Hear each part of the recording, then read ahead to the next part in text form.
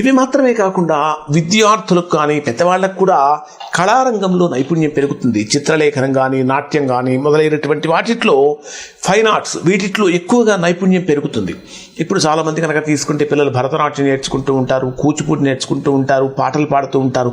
ఇట్లాంటి విషయాలలో అంటే సంగీతం కానీ, నాట్యం కానీ, కవిత్వం కానీ మొదలైనటువంటి వాటి విషయాలలో లేదా స్పీకింగ్ స్కిల్స్ బాగా డెవలప్ అవ్వటం, ఇట్లాంటివన్నీ కూడా గురుడు 11వ స్థానంలోకి వచ్చినప్పుడు సింహరాశి వారికి అందించేటటువంటి అద్భుతమైనటువంటి లాభాలు.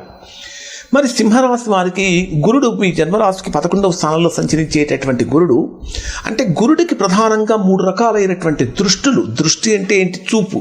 ఇప్పుడు నేను ఈ సీట్లో కూర్చొని ఎదురుగా ఉన్న మిమ్మల్ని చూస్తున్నాను. నా తలకాయ అటు ఇటు తిప్పకుండా ఇటు పక్కన వాళ్ళని చూడగలుగుతా, ఇటు పక్కన వాళ్ళని చూడగలుగుతా. అలానే ప్రతి గ్రహానికి కూడా 3 రకాలైనటువంటి దృష్టులు ఉంటాయి. దీనిలో గురుడు తాను ఉన్నటువంటి స్థానం నుంచి స్ట్రైట్గా చూసేటటువంటిది 7th ఆస్పెక్ట్, 7వ దృష్టి. అటు ఇటు చూసేటటువంటి వాటిలో 5, 9 అంటే గురుడు తాను ఉన్న స్థానం నుంచి 5, 7, 9 స్థానాలు చూడగలడు. అంటే సింహరాశి వారికి గురుడు దృష్టి ఏ స్థానాల మీద పడుతున్నది అంటే 3వ స్థానం మీద, 5వ స్థానం మీద మరియు 7వ స్థానం మీద పడుతుంది. 3వ స్థానం అనేటటువంటిది తృతీయ స్థానం, పరాక్రమానికి, సోదరులకు, పబ్లిక్ రిలేషన్స్కి, కమ్యూనికేషన్స్కి సంబంధించిన స్థానం.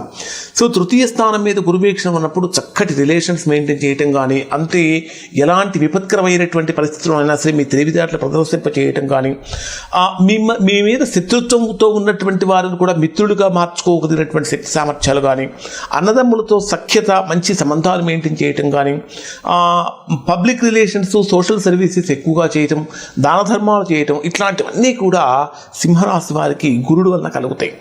అలానే 5వ స్థానం మీద కూడా గురు వీక్షణ ఉన్నప్పుడు ఏం జరుగుతుందంటే, 5వ స్థానం అనేది సంతానానికి సంబంధించిన స్థానము, పూర్వపుణ్యానికి సంబంధించినటువంటి స్థానము, క్రియేటివిటీకి సంబంధించినటువంటి స్థానం.